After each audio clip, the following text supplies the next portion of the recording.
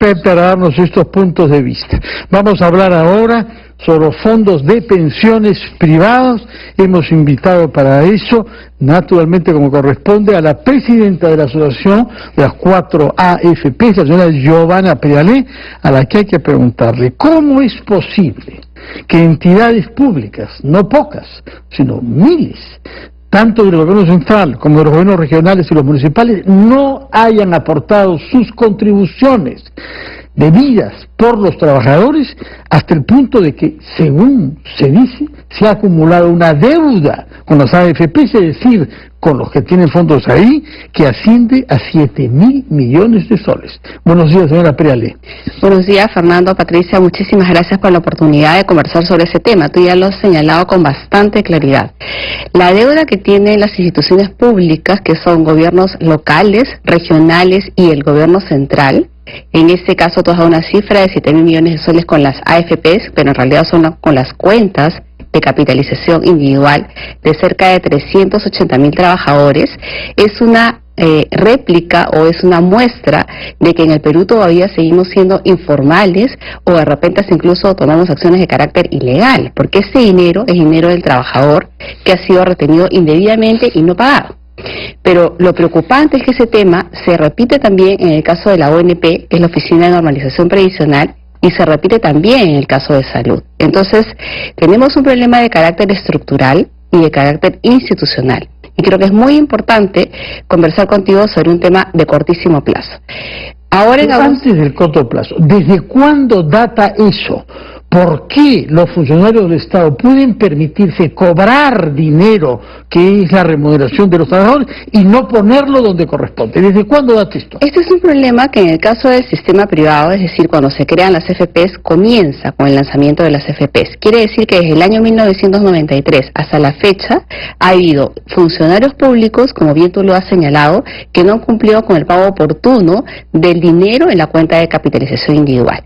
Si hacemos un análisis de por qué se da esto, efectivamente tenemos que mirar que la fiscalización que se ha dado en su oportunidad no ha sido la más efectiva por parte de la Contraloría o por parte de las instituciones que tienen que mirar que se cumpla con el pago de estos aportes en la cuenta de capitalización individual. Y que en segundo lugar el problema subsiste, porque hoy día todavía tenemos instituciones que tienen este comportamiento. Entonces, el Tesoro Público, a través del Ministerio de Economía y Finanzas, podría centralizar el pago de los aportes de la Seguridad Social en lugar de trasladar ese dinero a las unidades ejecutoras del gobierno regional o del gobierno local y de esa manera evitar que este problema se vuelva a suceder. Y eso es algo que nosotros venimos empujando desde el año 2016, que la planilla única del Estado, que todavía hoy día no existe. ¿Cómo es que lo empujan? Porque creo que esa empujada no viene siendo muy eficaz, parece, por lo que dice. Y por eso mismo estamos aquí y les agradecemos la oportunidad. Efectivamente, nuestra empujada no está resultando con en los plazos que nosotros nos gustaría, porque ya estamos cerrando la legislatura del 2019, y los proyectos de ley que se tendrían que haber presentado en el Congreso o que tendrían que haberse impulsados por el Ejecutivo no se han dado. Y por lo tanto queremos hacer una invocación a través de ustedes para trabajar en dos líneas de acción. Por un lado, la indignación que tú presentas es la indignación de cerca de 380.000 trabajadores que hoy día no tienen el dinero en su cuenta de capitalización individual. Ese es un problema de stock, tamaño de deuda que tiene que corregirse. Y para eso es fundamental que en el presupuesto de la República, que se discuta a partir de agosto, se incluya en la partida Repro-FP el pago de esta deuda previsional. Ese es un aspecto. El otro, antes de la pausa, ¿cuál es? Y el otro es que se corrija la posibilidad de que el gobierno regional o local use este dinero para otros fines que no sean el depósito en la cuenta de capitalización individual. Dos aspectos entonces. Vamos a escuchar titulares de la hora y nos va a decir qué es lo que ha hecho hasta ahora y qué es lo que le contesta el ministro Oliva cuando usted le plantea directamente este tema. Pero primero, por favor, acompáñenos durante la pausa.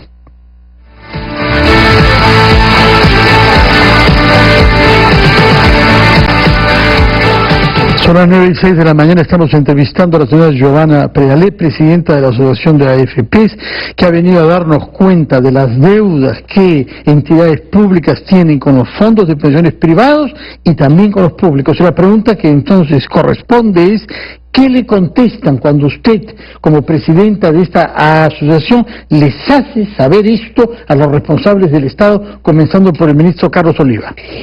Mira, nosotros hemos tenido una reunión con el ministro Oliva y también con el viceministro Michel Canta.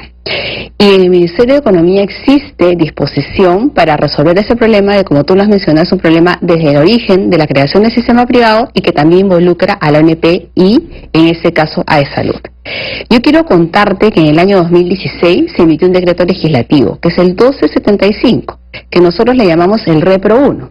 En ese Repro 1, donde se acogieron cerca de 1.814 instituciones públicas, esas instituciones hicieron el proceso de limpiar la deuda, conciliar, acogerse y empezar a pagar en un régimen que se llama Repro AFPs.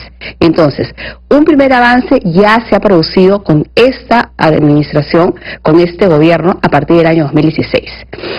¿Avance quiere decir, se ha comenzado a pagar? Sí, se empezó a pagar. Ahora te comento, el 85% de la deuda que fue pactada, porque este pago se va a hacer en 10 años, es decir, en 120 cuotas, si nosotros sumamos la fecha a mayo del 2019, el 85% de lo que acordaste pagar se ha pagado. Podríamos decir que es un repro exitoso, que estamos logrando recuperar la deuda que tenían esas instituciones públicas con los trabajadores afiliados y con algunos ex trabajadores.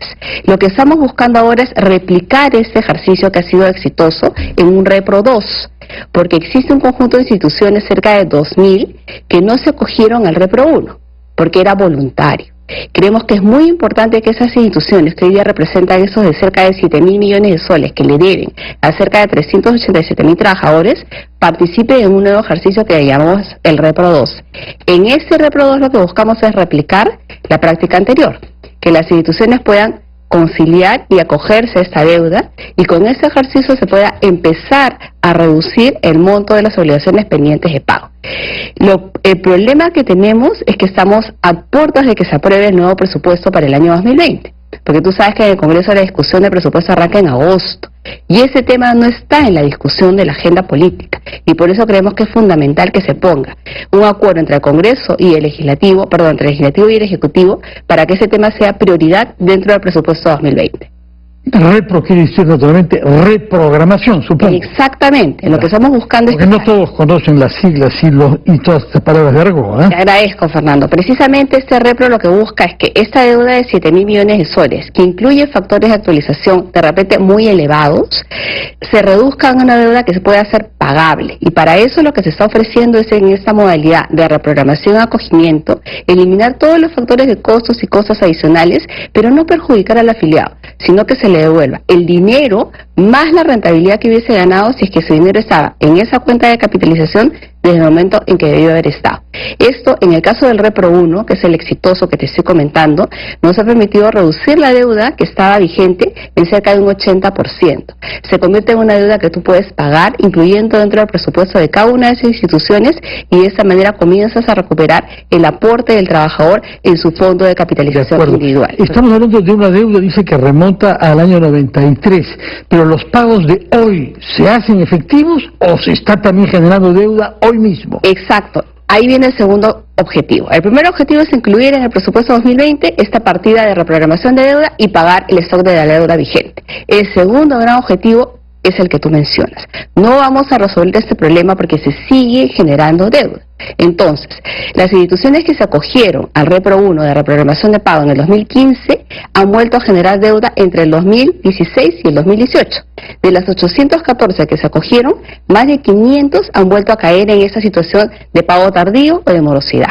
Por lo tanto, la única solución es que el pago del concepto de seguridad social, que incluye AFP, ONP y Salud, sea pagado directamente por el Tesoro, es decir, por el Ministerio de Economía y Finanzas, tanto al AFP, a la ONP como a Salud, y no volvamos a incurrir en ese tipo de malos manejos que tienen algunos funcionarios de las instituciones públicas. Bueno. Y para eso se requiere un cambio en la ley. Y para eso está usted como presidenta de la Asociación de las AFP, que de paso, por lo que he comprendido, colabora también porque se haga efectiva la deuda con la ONP.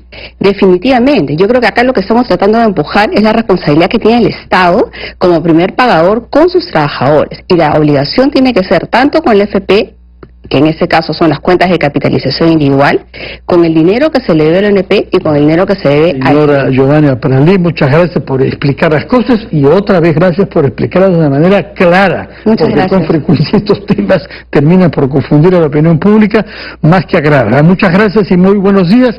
Establecemos contacto